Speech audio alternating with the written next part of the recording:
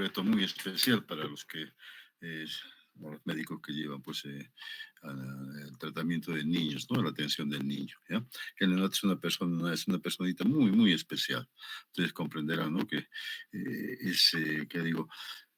Es tan frágil este bebito que están haciendo, está llegando a este mundo, que por lo tanto hay que tener los suficientes criterios, la suficiente, ¿qué les digo?, empatía por este tipo de personitas, ¿ya?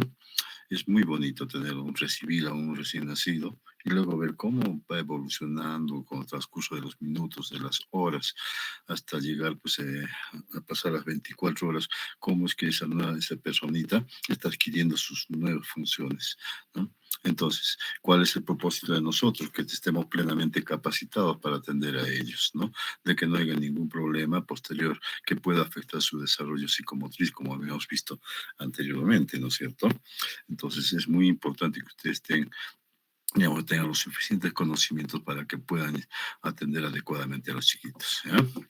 Muy bien, no voy a exceder más porque tenemos un tema bastante largo, les digo. ¿Ok? Bien, vamos a empezar entonces con la segunda parte. Espero que el día de ayer hayan desarrollado ya o la clase anterior la parte de fisiología, de adaptación, ¿no? De recién nacido. ¿Cuáles son los eventos fisiológicos que se presentan en un recién nacido? ¿Sí? Porque lo contrario no vamos a poder avanzar mucho. Bien, entonces vayamos a ver lo que significa la clasificación y el examen físico del recién nacido.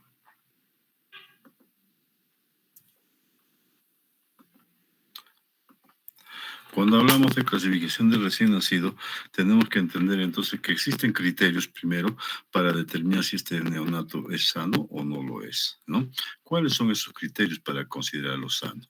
Tenemos el peso, entonces, el peso que va entre 2.500 a 4.000 gramos, ¿ya? Por encima, por debajo de 2.500 era un recién nacido de bajo peso y por encima peso grande para su edad, ¿no es cierto? Los macrosómicos. En la talla va de 47 a 54 centímetros, el perímetro cefálico de 33 a 37 centímetros, el perímetro torácico de 32 a 33 centímetros y el perímetro abdominal de 31 a 33 centímetros, ¿sí? Entonces son las características que nos dicen que este niño está sano, aparte de que lógicamente no debe tener ningún tipo de malformación añadida, ¿no? O enfermedad que presente el momento de nacer. Bien, ¿cómo clasificamos al recién nacido? Hay dos formas. Una es por edad gestacional, ¿no es cierto? Entonces ahí tenemos tres tipos de recién nacidos. El pretérmino prematurito, que tiene menos de 37 semanas de gestación, es decir, hasta 58 días después del inicio de la última menstruación. Luego tenemos el recién nacido a término. Siempre ustedes estas siglas ya graben en su memoria porque constantemente los vamos a ver así. El atérmino, pues, cuando tiene entre 37 a 41 semanas cumplidas, es decir, de 259 a 293 días después del inicio de la última menstruación. Y el postérmino, que tiene más de 42 semanas cumplidas, 294 días o más, ¿no? Entonces, es una clasificación que no nos da una idea exacta de cómo debemos entonces clasificar al recién nacido, ¿no? Y de ahí entramos entonces a la segunda clasificación, que sí nos interesa, la relación peso-edad gestacional. ¿Ya? ¿Cómo se obtiene esta relación peso-edad gestacional? Tabulando, ¿no? La edad gestacional que vimos y el peso que tiene al nacer. Para ello tenemos las curvas de crecimiento. ¿Ya? Tenemos el peso. Y tenemos el percentil 10 y el percentil 90, que esto es la normalidad. Lo ideal sería que todos los niños estén en percentil 50. ¿No? Vamos a ver que no es así, ¿no? Pero si está entre percentil 10 y 90 es un niño normal. Bien, veamos entonces cómo clasificamos a los niños según la relación peso-edad gestacional. Tenemos tres clases de recién nacidos. Perdón, un momentito, por favor.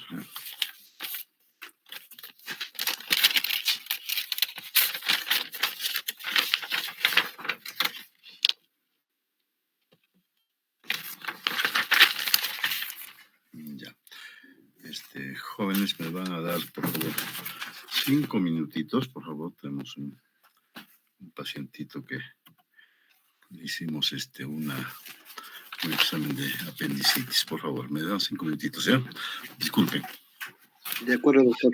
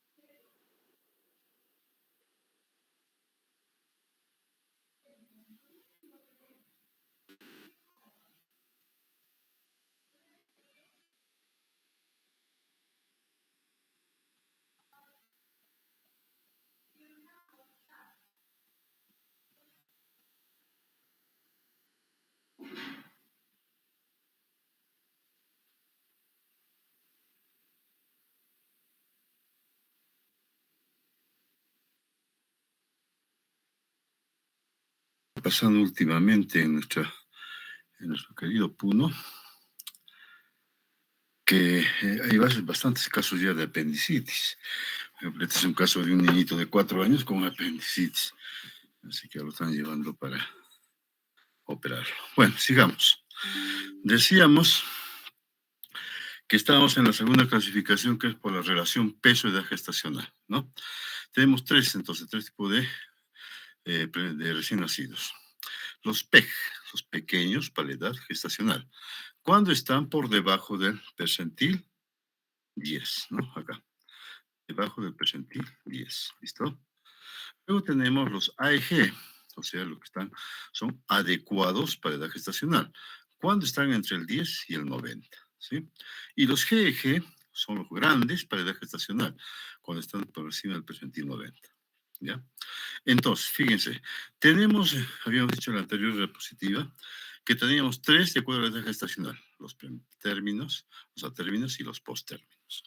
Y en la segunda clasificación tenemos que son los PEG, los AEG y los GEG. Entonces, cada uno de ellos, cada una clasificación que vimos anterior, prematuritos o a término, posttérmino, tienen tres clasificaciones, ¿ya? ¿Cómo es eso? Perdón, no estaba. Ya. ¿Cómo es esto entonces?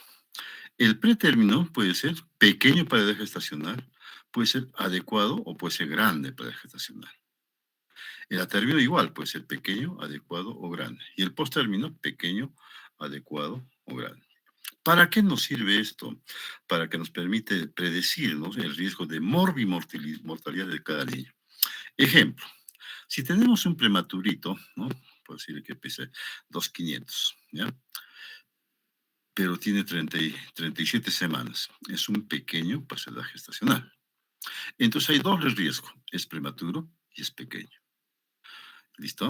Igual, en un postérmino, ¿no? Pues un grandote ha nacido pues con más de 42 semanas, ¿no es cierto? Pero es pequeño, solamente pesa 3 kilitos. Entonces es un niño que está en riesgo. ¿Listo? Esta es la clasificación que nos debe interesar, que ustedes deben conocer perfectamente, ¿ya? Son 9 tipos entonces de neonatos que tenemos.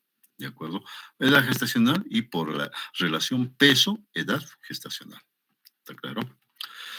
Muy bien, tenemos otra clasificación también que lo van a ver ustedes con más detalle cuando hablen de prematuritos, pero ya vayan conociéndolos. Por el peso.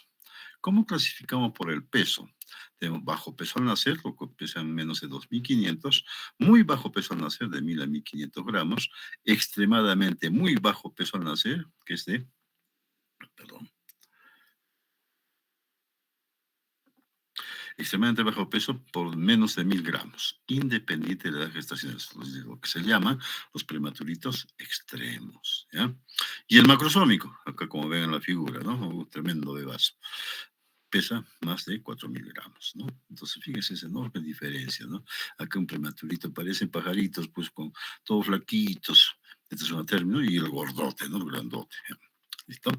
Esta clasificación ya no se emplea mucho, como habíamos visto, entonces no nos permite predecir exactamente cuál va a ser el camino que van a seguir estos bebitos. Nos interesa la relación peso-edad gestacional.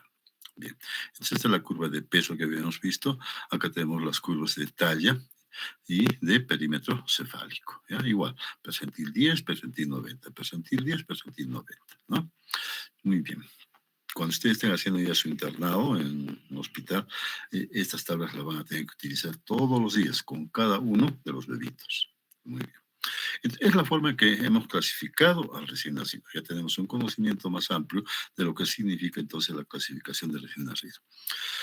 Vayamos al examen físico, que es bastante amplio y un poco complicado. En primer lugar, empecemos con la piel. ¿Cómo es la piel normal en un recién nacido? Es suave, rosada. Hay una acrocianosis, ¿no? Discreta. ¿Ya? Es muy común, casi todos los bebitos presentan lo que es el vermix gaseoso, el unto sebáceo, como ustedes pueden ver, que es una sustancia grasosa, blanquecina, que lo protege al bebito, ¿no? Puede haber también descamación. Muchas veces ustedes van a ver entonces el recién nacido está descamando y se asustan por los papás. Dicen, ¿qué está pasando? ¿No? Vemos que es un hallazgo normal la descamación. Fíjense, clarita, se nota muy claro, ¿no es cierto?, cómo está descamando. El lanugo, o sea, el vello fino, que cae en las primeras semanas. Fíjese acá, se nota, no sé si lo notan bien, ahí está el lanuguito, ¿no? Los pelitos, ¿ya? ¿Cuál es la temperatura normal del bebito? Es de 36 a 36,8 grados centígrados. No se olvide entonces, el unto sebáceo, ¿ya? Pero hay otras situaciones que no son tan normales. Sigamos viendo con los hallazgos normales. Los hemangiomas capilares planos, muy común. Fíjense estas manchas rojas, ¿ya? ¿En qué lugar encontramos más? En la región occipital. Si ustedes ven al bebito, hay una mancha grande ahí en la nuca, ¿ya? Así rojiza. No es malo, no lo van a asustar, no van a asustar a ustedes, a los papás. Le dicen, es un hemangioma, es un tumor. No, no es un tumor, ¿ya? Son hemangiomas planos. La mancha mongólica, que todos nosotros los tenemos, ¿no es cierto? Porque es nuestra raza, ¿ya? ¿Dónde están situadas? En la región sacroglútea o en la superficie extensora de los miembros inferiores, como ven acá, ¿no? Esa es la mancha mongólica de nuestra raza, ¿ya? ¿Qué más tenemos? El eritema tóxico. Esto también es muy común, jóvenes, ¿ya? Muy común. Entonces la mamá se alarma, dice, doctor, mi hijito le ha salido estos granitos, ¿no? Es una erupción maculopapular. Maculopapular. Base eritematosa. Puede haber pequeñas vesículas, como también no las puede haber, por si acaso, ¿ya? Si hay vesículas, puede tener un contenido amarillento. ¿Listo? Y de contenido eosinófico. ¿Cuánto tiempo dura este eritema tóxico? Una semana, nada más. Desaparece espontáneamente, ¿ya? ¿Por qué se presenta? Por contacto con las fibras de la ropa o el calor, sobre todo con el calor. Lo abrigan demasiado los bebitos, ¿no? ¿Han visto cómo a ustedes también habrán hecho lo mismo, como tamalitos los envuelven ahí bien amarrados, ¿no? Envueltos. Entonces eso puede producir el eritema tóxico. ¿Dónde se presenta más? En la cara, como vemos acá, en el tronco, pero respeta las palmas y las plantas, ¿ok? Bien.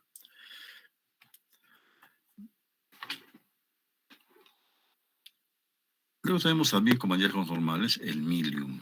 Fíjese, pareciera que fuera una dermatitis seborreica, ¿no? Así, medio amarillentas. Micropápulas amarillas por sobreestimulación de las glándulas sebáceas. Tenemos la melanosis pustulosa. Aparentemente podría parecer una dermatitis estafilocócica, ¿ya? No lo es. Vesículo pústulas, dice, amarillas con infiltrado polimorfo nuclear. Nacen así los bebitos y muchas veces se asustan, dicen, ¿por qué está pasando, no? Pueden aparecer en las palmas y en las plantas.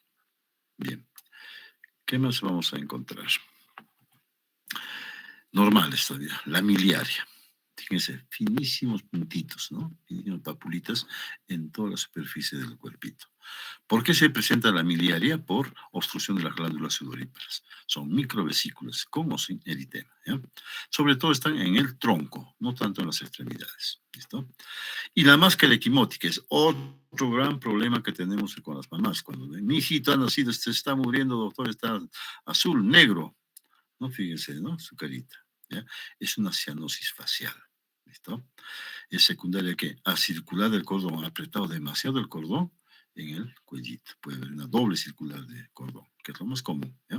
O puede ser una presentación anómala, que no ha podido salir el bebito y el cordón ajustado, pues, y se pone así, equimótico. Desaparece, ¿ya? A las 24 o 48 horas ya desaparece. Anormales, hallazgos anormales en piel. La rubicundez intensa, rojo, colorado, ¿no es cierto? Se llama, ¿qué se llama esto? Plétora se llama, ¿no es cierto? ¿Y en qué casos encontramos cuando ese niño es policitémico? ¿Ya? Eso también tenemos un tema especial para ver la policitemia y el síndrome de hiperviscosidad, la sangre muy espesa. Algo que es muy común, la ictericia, ¿no es cierto? Puede ser de diferente tipo. No voy a extenderme acá porque tenemos otra clase también especial sobre ictericia. La cianosis generalizada, alerta, eso sí más bien, ¿no? Nos puede indicar que es una cardiopatía congénita o un distrés respiratorio. ¿Listo? La palidez. Entonces, al contrario del Rubicon, este está blanco, está pálido, pues, ¿no? ¿Qué nos indica? Anemia, hipovolemia o shock, ¿no es cierto? ¿Ya? Entonces puede ser que no haya pasado suficiente, que hemos hecho un clampaje de cordón muy apresurado, ¿no?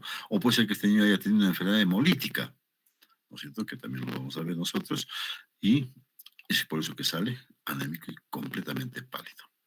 Puede ser que esté con tinte verdoso, ¿ya? Todo el cuerpito está verde. ¿Qué significa esto? Que estaba impregnado con meconio, ¿ya? Entonces, se ha botado meconio, sus heces ha botado todavía dentro del líquido amniótico y se ha teñido de verde. ¿Listo? Muy bien. La cabecita. ¿Qué vamos a ver? A ver, perdón un momentito. ¿Qué pasó?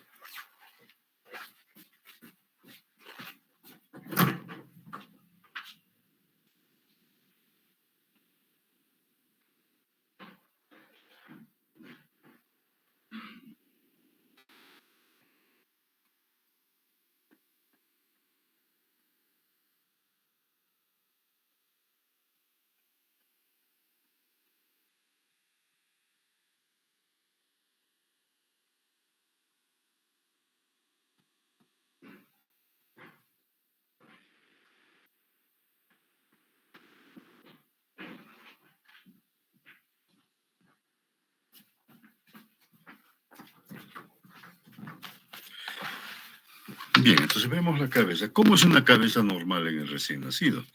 Fíjense, las fontanelas son dos, las que más nos deben llamar la atención, ¿no? Ustedes saben que en cada unión de los huesitos hay una fontanela, pero lo que más nos interesa es la anterior, ¿no es cierto?, la bregmática, y la posterior o lambdoidea, ¿ya? ¿Cómo es la anterior? Una forma romboidal, ¿no? El diámetro es de 1 a 4 centímetros, el diámetro mayor, ¿no es cierto? Y se cierra entre los 9 a 18 meses. En cambio, la posterior tiene una forma triangular, ¿ya? Es menos de 1 centímetro, es puntiforme nada más. Y a los 2 meses ya está completamente cerrado, ¿ya? ¿Qué nos interesa de esto entonces? También son las suturas, ¿no? Fíjense en la sutura metópica, la sutura coronaria, o sea, en ambos lados, y la sutura sagital, además de la sutura lambdoidea. ¿Para qué nos va a servir esto? Para lo siguiente. Entonces, ¿cuáles son los hallazgos normales en cabeza? La cabeza es grande en relación con el cuerpo, ¿ya? Puede haber cabalgamiento óseo, es normal, ¿eh? O sea, este hueso cabalga, se va encima del otro, ¿no es cierto? Eso se llama cabalgamiento. ¿Con qué propósito? Es cuando están haciendo, hay un parto difícil, atraviesa el canal del parto, entonces los huesos tienen que sobreponerse uno sobre otro para que puedan progresar en este canal, ¿ya?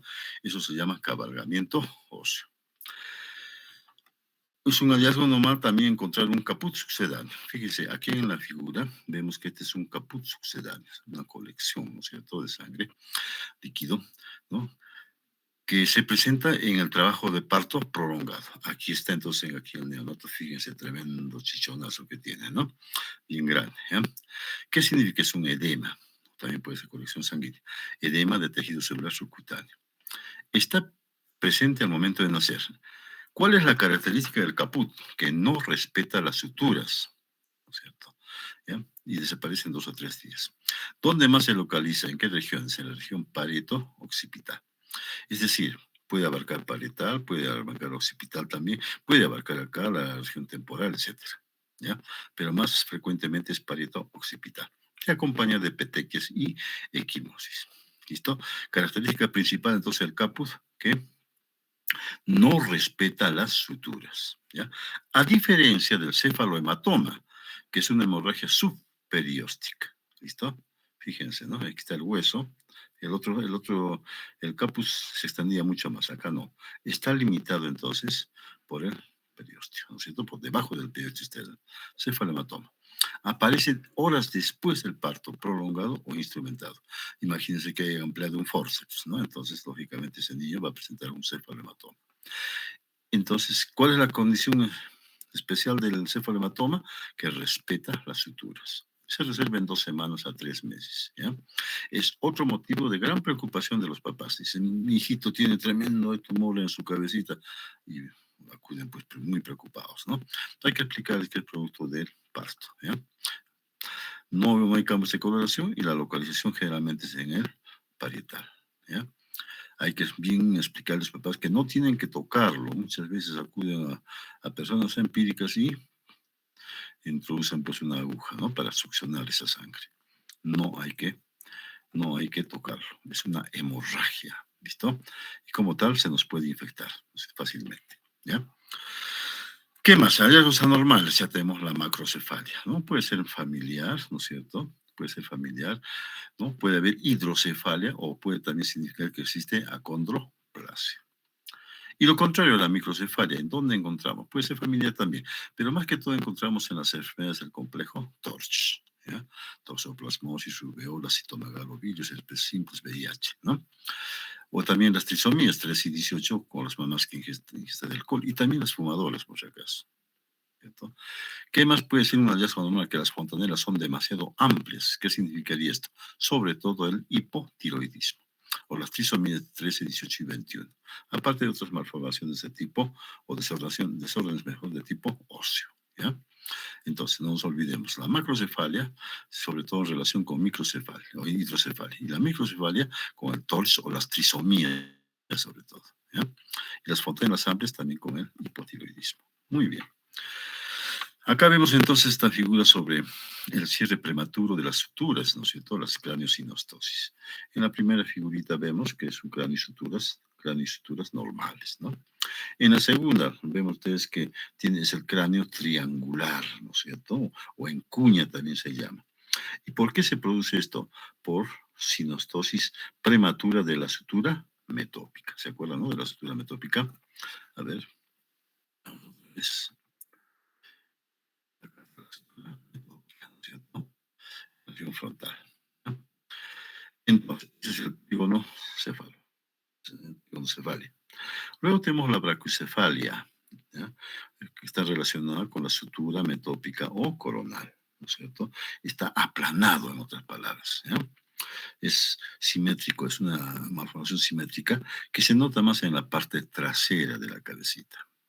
Entonces, está plano. ¿Ya? Tenemos la plaquiocefalia frontal, ¿no? Que es relacionada con la estructura craneal pero estructura coronal unilateral. ¿No?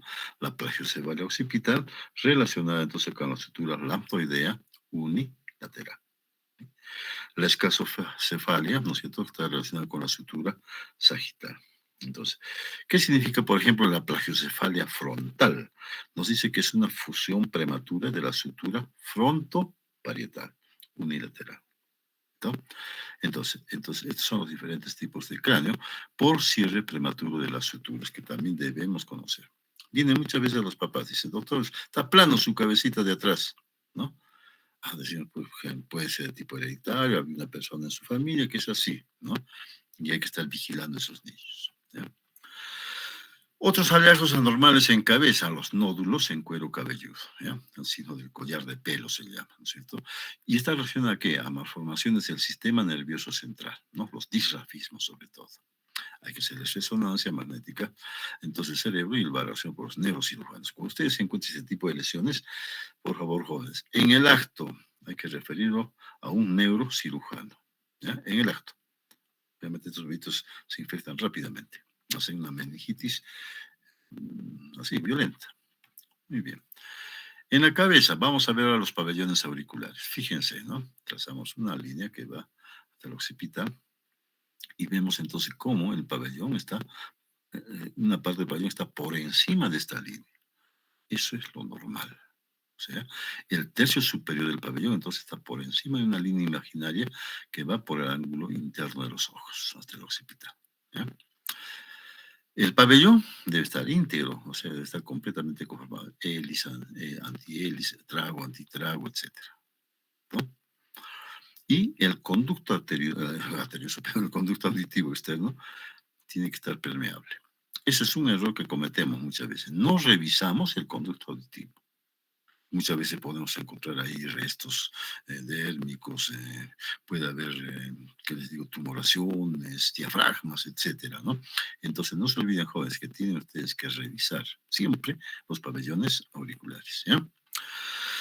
¿Qué más? Podemos encontrar que esto es muy común en nuestro medio, estos papilomas o fositas preauriculares, ¿no? ¿Ya? Papilomas fetos. Dice, ay, tiene su cachito, dice, no, uy, qué lindo su cachito, ese rato es bonito, pero después es feo porque da pues una mala apariencia, ¿no es cierto? ¿Qué son entonces estos elementos? Son restos, ¿ya? Restos de estructuras branquiales, restos embrionarios. A veces, muchas veces están relacionados con malformaciones renales y urinarias, pero por lo general solamente están localizados, tienen importancia por su localización a ese nivel, no hay más otras malformaciones, ¿ya? A veces son pediculados, por si acaso. Entonces, ¿qué hacen las mamás? Lo amarran, ¿no? Dicen que un cabello. Bueno, generalmente lo hacen con un hilo y se cae, ¿no? Porque interrumpimos la irrigación, ¿ya? Acá decimos esto, fíjense, ¿no? Vimos entonces cómo era la implantación normal del pabellón auricular, ¿no? Había entonces, el tercio superior estaba por encima de la línea, ¿no es cierto? Pero acá vemos una implantación baja. ¿Qué pensamos lo primero? Esto, las trisomías, ¿no? La trisomía 13, la trisomía 18, la trisomía 21, Down, ¿no es cierto? O podemos pensar en otro tipo de síndrome, por ejemplo, el Turner. ¿Qué cosa es el Turner? ¿Se acuerdan? Es un trastorno cromosómico, ¿no es cierto? O sea, en donde la mujer tiene un solo cromosoma X. O puede ser el síndrome de Treacher-Collins, ¿sí? Que es una enfermedad hereditaria, en donde existe una disostosis mandíbulo facial, ¿ya? ¿Qué significa entonces una disostosis? Que algunos huesitos no desarrollan normalmente. ¿Cuáles son esos huesitos? Los pómulos, la mandíbula, o también hay malformaciones en las orejitas. Ese es el síndrome de Treacher-Collins, ¿no? Sigamos en la cara. Ojitos. Cuando no se le evita, los ojos están cerrados y hay un edema palpebral. No se van a asustar, siempre hay un edemita palpebral. Puede haber hemorragias subconjuntivales producto del trabajo de parto dificultoso. ¿No? No puede salir entonces, en el momento que sale por el canal de parto, sufre una compresión y se puede producir esta hemorragia subconjuntival. Las pupilas son isocóricas y normorreactivas y el reflejo rojo también está presente, ¿no? El iris puede ser grisáceo y completo. La córnea y cristalino no tienen que tener opacidades. ¿Cómo es la nariz en el bebito? Poco preeminente, flexible, aleteo nasal inicial. ¿Listo? Hay aleteo nasal. Si ustedes han hecho ya en la primera clase de neo las etapas de adaptación, los periodos de adaptación, entonces les habrán explicado cómo es este asunto del aleteo nasal. No hay respiración ruidosa y las coanas son permeables. Muy bien. ¿Qué más? En la cara, los hallazgos normales. La boca, el paladar es insimétrica, ¿no? Hay integridad tanto de los labios como del paladar, ¿no? Los labios interrosados son húmedos, ¿sí? Puede haber dientes cuando nacen, sí, puede haberlos, ¿sí? Está relacionado con otras malformaciones u otros síndromes. Por tanto, es necesario averiguar, sobre todo a nivel renal, ¿ya? Puede haber cojinetes o callos de succión. ¿Qué son esos? Son acúmulos de grasa y de epitelio cornificado, ¿ya? Y las perlas de Epstein, fíjense acá, son como pequeños quistes blanquecinos de contenido mucoso. Eso es normal, jóvenes, acá ven, ¿no? Son cositas blancas, ¿ya? Ahí que lo ven ustedes en la mucosa oral. No se van a alarmar, tampoco es necesario alarmar a las mamás. Esto vamos a solamente citarlo porque lo vamos a ver en una clase especial sobre trastornos, lesiones periféricas en parálisis del nervio facial. ¿Cuándo se presenta? Cuando se comprime el nervio contra el promontorio sacro, ¿no?, de la mama, o el uso de force podría ser. Nace el bebito, al primer día se nota entonces cómo hay de la desviación, ¿no? Se hace el lado afectado, ¿ya? Hay una tosis palpebral y está desviada también la comisura labial. Se resuelve espontáneamente, no es necesario hacerle ningún tipo de cirugía. El problema es que puede durar mucho tiempo y eso causa preocupación en los papás, ¿ya? En los ojitos, ¿qué vamos a ver como hallazgos anormales? La opacidad de córneo cristalino, ¿sí? La catarata congénita, como ven. Los colobomas del iris, ¿no es cierto? Igual, vemos entonces en el síndrome de Treacher-Collins que ya vimos, o también en el síndrome de obsesión Charg. ¿Qué es eso? Que significa que hay coloboma, hay defectos de corazón, hay atresia coanal, hay hipoplasia genital y también defectos en el oído. Esas son las Chargs. ¿Listo? Y la leucocoria, retinoblastoma congénito, ¿ya? Entonces, hay una técnica especial que para vosotros ver el bebito. Hemos dicho que nace con edema palpebral y con los ojitos cerrados. No lo abren inmediatamente algunos niños, ¿no? Pero en cuanto lo puedan hacer, siempre ustedes vean, observen cómo están sus hojitas. La boca y el paladar, ya habíamos dicho, hemos hablado del labio leporino y paladar hendido, generalmente son ambos, ¿no? Tanto labio como paladar. ¿No? O puede ser uno solo, solamente el paladar, o puede ser solamente el labio, o puede ser unilateral, o puede ser bilateral, ¿no? Esto pues es fácil de diagnosticar, ¿no? Con solamente ver ya tenemos el diagnóstico. En el cuellito, ¿qué vamos a ver? ¿Cómo es el cuello normal? Es corto, fíjese, es como si no tuviese, ¿no? No tuviese cuello. Asemeja un pliegue, dice. Es móvil en todas direcciones, hacen los movimientos y el niño mueve fácilmente su cuellito, ¿ya? No hay masas, no hay lesiones, no hay posturas anormales. Eso es lo normal, ¿listo? Pero ¿cuál es lo anormal? Una cantidad muy frecuente es la tortícolis congénita, afección del esternocleidomastoideo.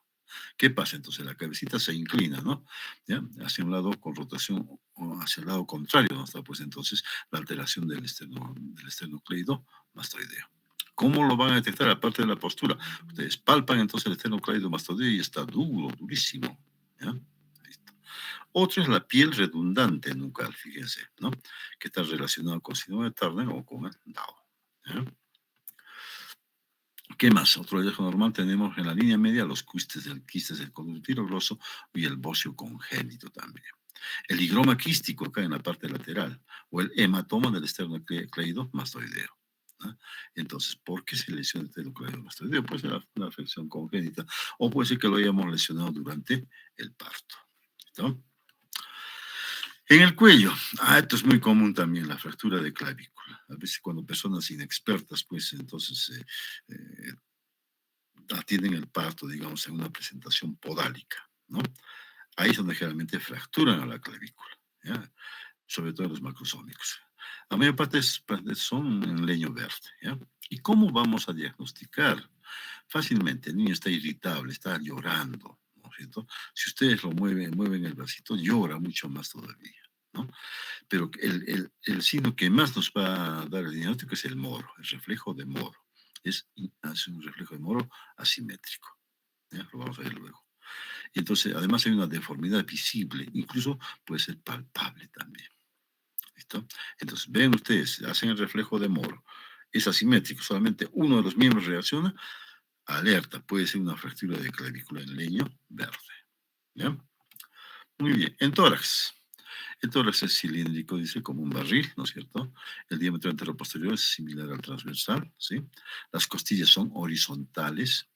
La apéndice sifoides es prominente. Es otro aspecto, jóvenes, que ustedes también van a tomar en cuenta. La apéndice sifoides a veces sobresale, está, ¿qué les digo? La punta del apéndice está levantada hacia arriba, hacia adelante, ¿ya? Pareciera que tuviese pues una masa ahí. Las mamás se preocupan. Simplemente decirle que eso es algo pasajero nomás, ¿ya? En mayores de 36 semanas el nódulo mamario es palpable. Eso nos sirve para determinar la edad gestacional también, ¿no? Y en menores de 34 semanas la areola es visible ya. Entonces, son parámetros para determinar edad gestacional mediante el test de Capurro podría ser, por ejemplo, ¿ya?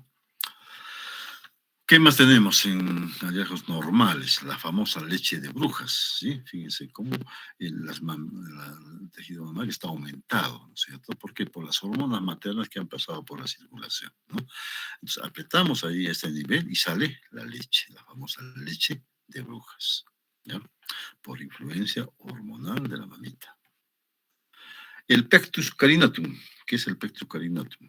¿No? Está levantado, ¿no es cierto? Pecho. Y el otro es el pectum excavatum, o sea, el tórax en embudo o el pecho hundido se llama también, ¿no? Acá está. ¿Ya? Listo. Hay otro, en el síndrome de Turner encontramos los pezones separados, el hiperterrorismo mamario. También es frecuente, jóvenes, ¿ya? Van a encontrar ustedes, por ejemplo, por acá, ahí, ¿no? O está por varios sitios así, varios pezoncitos, ¿no? O el tórax puede ser pequeño. ¿Cuándo se presenta esto? Cuando hay hipoplasia pulmonar, ¿ya? Nos obliga entonces a hacer un examen detallado de la región mamaria, sobre todo, de la conformación de la región mamaria, cómo están los pezones, cómo está la areola. Hacemos la prueba de la leche de brujas y vemos la forma misma del tórax, ¿ya? En abdomen, ¿cómo es normalmente el tórax? El abdomen es así, ¿no? Cilíndrico y globuloso, o globoso, como dice ahí. La pared es tensa y lisa, no se notan vasos colaterales por acá, ¿ya? ¿Qué es lo más frecuente que encontramos nosotros? Son la diastasis de los rectos abdominales anteriores, ¿no? Están separados, ¿no es cierto? Sobre todo en los prematuritos o en los niños de raza negra, ¿ya? Entonces se nota claramente, fíjense acá, como una masa, ¿no es cierto? ¿Dónde está entonces saliendo el contenido del abdomen, ¿ya? El hígado normalmente en los recién nacidos es palpable, de 2 a 3 centímetros por debajo del recuerdo costal. Y fácilmente lesionado, fácilmente lesionable, más bien diré, no lesionado, ¿ya? Entonces hay que hacer un examen muy cuidadoso. Cuidado que al estar buscando hígado lo dañemos, ¿ya? Y el vaso, el polo inferior es palpable hasta un 10% de recién nacidos. Muy difícil decirles, les digo, de poder captar este polo inferior de vaso, ¿no? Necesitamos mucho entrenamiento para ello. Bien, lo que más nos interesa en el abdomen es la diastasis de los rectos abdominales, ¿sí? Son hallazgos normales. Pero vaya, sigamos con hallazgos normales. El cordón umbilical. Ya sabemos que existe, ¿no es cierto?, una vena umbilical y 2 arterias umbilicales. ¿Dónde está la vena umbilical? A nivel de las 12, ¿ya? Y las dos arterias umbilicales son más pequeñitas, ¿no? Pequeño calibre. Tiene un espectro de pedúnculos, ¿ya? Entonces, eso también tenemos que comprobar que existe una vena y 2 arterias. La alteración en este caso, si hubiera alguna alteración, nos indica que hay otro tipo de síndromes muy específicos, ¿ok? Las masas abdominales, ya como hallazgos anormales. Por eso es importante hacer un buen examen abdominal. Si encontramos masas renales, pensaremos en una hidronefrosis, una trombosis de vena renal, en una enfermedad quística renal, en tumor de Wilms, que también es muy frecuente acá, jóvenes, el nefroma mesoblástico. Si encontramos masas gastrointestinales, ¿qué es lo primero que debemos pensar? Son las obstrucciones intestinales congénitas, ¿ya? Ilio meconial, por ejemplo, ¿ya? O duplicación intestinal. O también puede haber la estenosis de píloro, ¿no? La hipertrofia pilórica. Son signos claramente definidos que lo vamos a ver también, ¿ya? En otras clases. Si encontramos masas retroperitoneales, pensaremos en una hemorragia suprarrenal, en un neuroblastoma, un sarcoma. Y si hay masas hepatobiliares o esplenomegalías, pensamos en esto, lo principal, TORCH, ¿no? Otras enfermedades más raras de depósito lisosima, hepatoblastoma, etcétera, ¿no? Puede ser en la anemia hemolítica, ¿no? La hemolítica del recién nacido o con insuficiencia cardíaca congestiva, ¿ya? Y masas genitales podemos pensar que puede haber una masa ovárica, ¿sí? Muy bien. Entonces, eso es, repito, hay que hacer un adecuado examen pensando que sí podemos encontrar estas masas, ¿ya? Porque si decimos, no, acá no pasa nada, miro, no hay nada, lo dejo, se nos puede escapar cualquiera de estas masitas, ¿ya? Muy bien. Bueno, eso no lo vamos a leer. En abdomen, seguimos. Acá ya vienen las partes más terribles. El ónfalocele, fíjense, tremenda malformación. onfalocele. Es una hernia dentro del cordón umbilical. ¿Ya? Con este o sea, el cordón en el extremo apical de la lesión. ¿Ya? ¿Qué encontramos en esa hernia? Cualquier víscera, puede estar el intestino, el hígado, el estómago, etcétera. Es una urgencia quirúrgica. ¿Listo? Está relacionado con anomalías, ¿no? de algunas trisomías, con anomalías cardíacas o gastrointestinales. Generalmente estos chiquitos se nos mueren, ¿no? Dice acá 30%, en nuestro caso es mucho más. ¿Ya? No hemos visto muchos casos, felizmente, ¿no? Pero sí hemos tenido la oportunidad de observar este tipo de onfalocele. Y el siguiente, que también es muy frecuente, es la gastrosquisis. O sea, la protrusión de los intestinos, ¿ya? A través de la pared abdominal, pero por un alado, ¿no? Del cordón umbilical. ¿Ya? Entonces no ha cerrado bien y por ahí salen los intestinos. ¿Con qué se relaciona? Dice, con atrés intestinal primario. Mueren un 10%. Es terrible ver esta situación. Le digo, caramba, ¿cómo es posible, no? Que se ocurra eso. Generalmente no se muere, ¿no? Si se opera inmediatamente. Esto es lo más frecuente, jóvenes, la hernia umbilical. ¿Ya? La tumoración blanda, fácilmente reducible.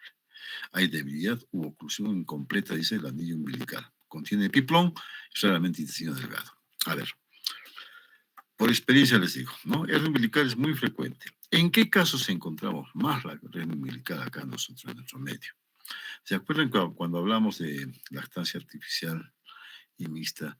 Hablamos de los cólicos del lactante, ¿no es cierto?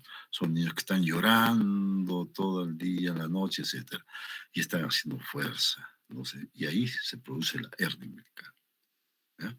Si ustedes tocan a este nivel, encuentran un contenido líquido, de líquido y de aire, fácilmente palpable.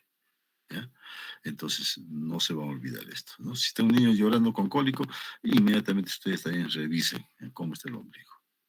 Generalmente está con hernia, ¿no? ¿Qué hay que hacer? Simplemente hay que reducirlo, ponerle un parche, espadrapo y listo. Se acabó. ¿Ya?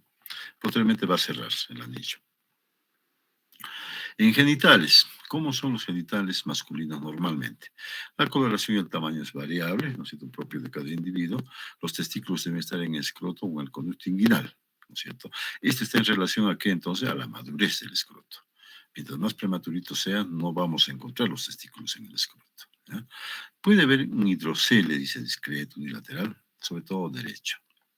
El pene mide de 3 a 4 centímetros y generalmente un 90% o un 95% le pondremos que existe fimosis. Fimosis fisiológica se llama esto. ¿Ya? Y el meato en la punta del glande. En las niñas, ¿cuáles serán los hallazgos normales? En un tercio de las niñas, la vulva está entreabierta. ¿Por qué? Porque los labios mayores todavía no están cubriendo, ¿no sé, todos los labios menores. ¿Ya? El meato uretral está por debajo del clítoris y este clítoris tiene hasta 1 centímetro de longitud. Vemos entonces el orificio vaginal con mucho cuidado y vemos el himen, ¿no? Cómo está cubriendo este orificio. Puede haber, esto también, chicos, no se, eso tengan muy en cuenta, la pseudomenstruación. Doctor, está sangrando mi hijito, ¿qué ha podido pasar? ¿Qué le han hecho a mi hijo? Seguro que le han... Ya, pues entonces se presta, ¿no?, a muchas conjeturas, ¿no? Es la pseudomenstruación. Igual como vimos la leche de brujas, igual, influencia hormonal materna. Así que simplemente decimos a la mamá solamente, mamá, esto es lo que está pasando, son sus hormonas que han pasado a su bebé por la sangre y le está produciendo una menstruación. Listo. No es necesario hacer nada, eso va a desaparecer en 2 días. ¿Ya? Pues acá vemos, ¿no? Acá están los labios mayores que no cubren, ¿no es cierto? Ya que vemos entonces a un bebito con su penecito, ¿no? Acá se está viendo la puntita del pene, ¿no es cierto? No hay una fimosis marcadísima. ¿Ya? Y anormales, digamos, ustedes han visto ya con semiología lo que es el hipospadias, el epispadias, la hernia inguinal que hemos hablado, el hidrocele, que está acá lo están viendo, no hace una pregunta de examen, que todos han respondido, ya sería el colmo que no respondan, ¿no? Y los genitales ambiguos, ¿no es cierto? ¿Cuándo se presentan los genitales ambiguos? ¿No? Cuando existe hiperplasia suprarrenal congénita. ¿Ya? Observen, chicos, miren, levanten siempre el penecito, da la apariencia que existe debajo una vagina. ¿Ya? Bien. En la columna, ¿cómo es la columna? Es completamente flexible, dice, en eje, tanto dorso ventral como lateral. Siempre, siempre, siempre, por favor, igual, revisen la columna, sobre todo la parte baja, ¿ya? Porque puede haber defectos del tubo neural. Pues no se puede ser cerrado, oculta. Lo más frecuente es esto, el meningocele o el mielo meningocele. Encuentran esto, si está en un periferia, inmediatamente lo refieren para que el neurocirujano intervenga. Si está en el hospital, igualmente, ¿no? La interconsulta en el acto, ¿ya? Tiene que ser operado inmediatamente. De lo contrario, una infección del sistema nervioso central, adiós, chao bebé. ¿Qué más vamos a observar? Entonces, así en la parte baja, ¿no? Si hay las fositas o apéndices sacros, ¿no es cierto? Puede haber disrafias. Y las mamás sí se preocupan de esto, ¿no? Dicen, fíjese, doctora, hay un huequito ahí, ¿qué es lo que es?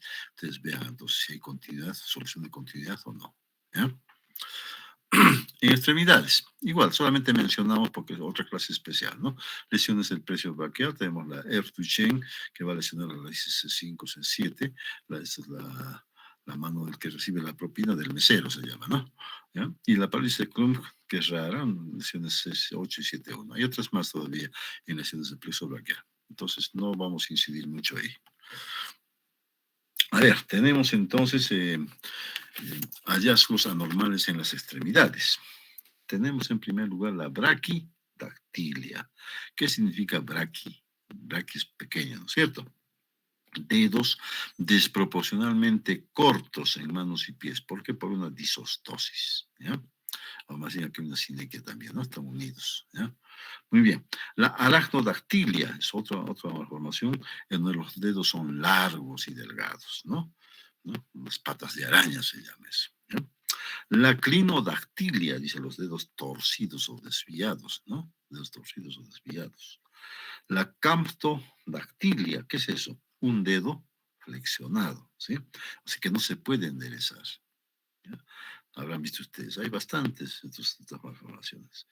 Y la sindactilia, ¿qué es? La fusión de los dedos, ¿no? Acá estamos viendo una sindactilia.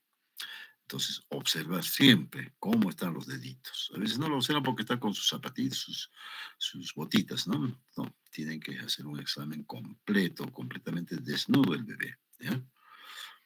Y la polidactilia, lógicamente, que significa más de 5 dedos, ¿no? Los soctas que decimos en nuestro medio, ¿ya? En pies, en los pies que vamos a ver, el pie equino, varo. El metatarso aducido, fíjese, es el pie normal es este, y en el metatarso aducido, el empeine de ambos pies está volteado hacia dentro, ¿ya? Luego tenemos el pie talocalcáneo, por ejemplo, ¿no? En cadera, ya pues, ustedes estarán pensando cómo se hace la maniobra de Ortolani Barlow, ¿no es cierto? O sea, es obligatorio, jóvenes, hacer el examen de cadera, ¿no es cierto? Ya eso lo veremos en práctica, como con nuestros muñecos que tenemos ahí en la facultad, cómo hacer el examen de Ortolani Barlow, ¿ya? Dice que el 10% de recién nacidos presentan hallazgo positivo. Oiga, no sé qué, ¿cuál es la etiología? Hasta el momento no se sabe, ¿no? ¿Cuál es la etiología? Yo hace, ¿qué les digo? Hace unos 5 años atrás, la mayor parte de nuestros bebés que nacían acá en el hospital, un poquito más, ¿no? 8 años cuando estaba en el hospital, nacían con esto, con displasia de condensación congénita de cadera. No sabemos exactamente qué es, por qué se presentaba. Y actualmente todavía sigue siendo, hay una incidencia alta de displasia de cadera. Entonces, cuando nosotros vamos al centro de salud, al JAE, siempre nos piden a las enfermeras que les hagamos el examen de cadera y no les estamos enseñando. Eso ya es error de nosotros, ¿no? Pero vamos a corregir, todavía tenemos largos 2 meses para hacerlo, ¿no? Bien.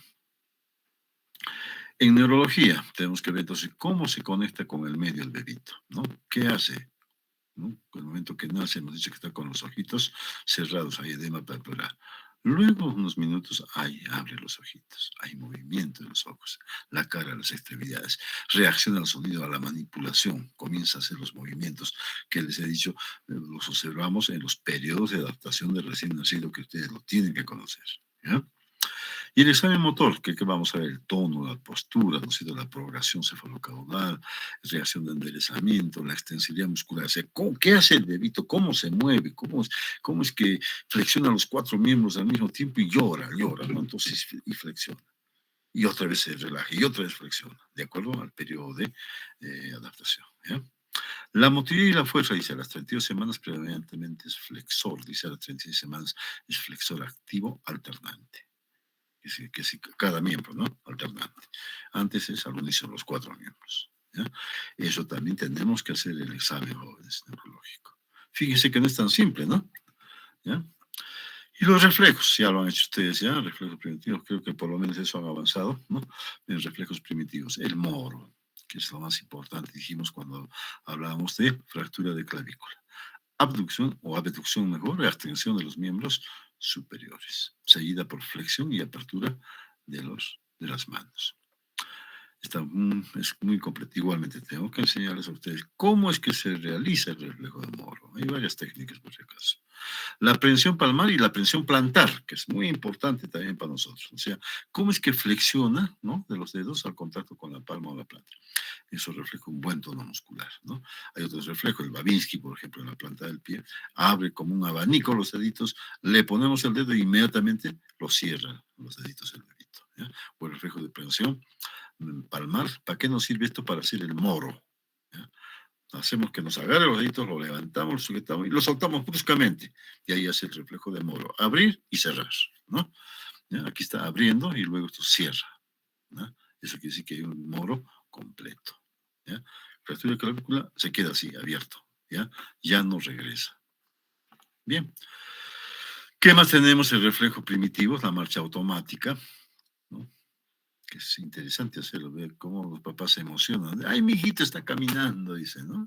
Cualquier mamá, ¿no? Inmediatamente se emociona, derrama hasta sus lágrimas. Mi hijo está caminando, dice. La succión está presente, saben ustedes, a partir de las 34 semanas ya de gestación. Y el reflejo de búsqueda, ustedes cuando examinen al bebito tienen que hacer esta maniobra que están viendo acá, ¿no? Con un dedo van tocando las comisuras y el bebito voltea, ¿no? Busca, ¿no? Muy bien. ¿Algo más tenemos? Nada más. Bien, jóvenes, así a grandes rasgos, pero muy importante, lo más importante que ustedes, que les hemos podido entonces brindar respecto a lo que significa el examen del recién nacido. ¿Ya? ¿Alguna pregunta, algún comentario? A ver, ¿quiénes se han ido? No, ninguno, todo está. Norma Lucía dice que nos ha abandonado. Bueno, no le vamos a decir también, ¿no? Porque está malita. Rubí se nos ha ido también. Bien, jóvenes, no hay ninguna pregunta. Más que todo esto va a ser, pues, motivo de hacer estas prácticas en nuestros muñecos simuladores que tenemos en la facultad. ¿Ya? Bien, señor Ever Giampiero Mamá Nicori, mañana, ¿qué hacemos? ¿Va a haber o no va a haber clases? Eso, doctor, creo que hay huelga mañana. Están. Bueno, es lo que escuché. A ver, habrá que ver, pues, ¿no? ¿Qué dirán tus amigos? Ya están preparados los del grupo 1, supongo, ¿no es cierto? ¿Ya? Para hacer una primera, la forma que vamos a hacer las clases, ¿no? Unas exposiciones con participación del docente, ¿no? Para aclarar algunos puntos que estén claros. Entonces, veremos cómo se desarrolla la situación esta del paro, Ever y Ampiero, ¿ya? Si que no hay mucha aceptación de parte de la población a este paro, ya pues lo hacemos en el aula, lo haremos, pues, ¿no? Para que sus compañeros, me interesa que lo hagan ustedes en forma presencial, ¿ya? Para ver, entonces, corregirles de alguna forma cómo ustedes van a presentar, cómo deben hacer, cuál es la actitud que deben tomar frente al público que los está escuchando. ¿Listo? Entonces, coordinamos eso y Ampiero mañana, ¿ok? Doctor. Muy bien. Muy bien, muchachos, si no hay ninguna pregunta, seguro que están ya por dormirse. Quedamos aquí nomás y seguimos la mañana. Doctor, Hasta mañana, jóvenes. Doctor, Diga. hay unos compañeros que estaban intentando hablar, a ver. Doctor, buenas noches. Disculpe, he entrado un poco tarde a la clase. No sé si podía considerarme en la lista, doctor. A ver, vamos a ver, Rodríguez, ¿no?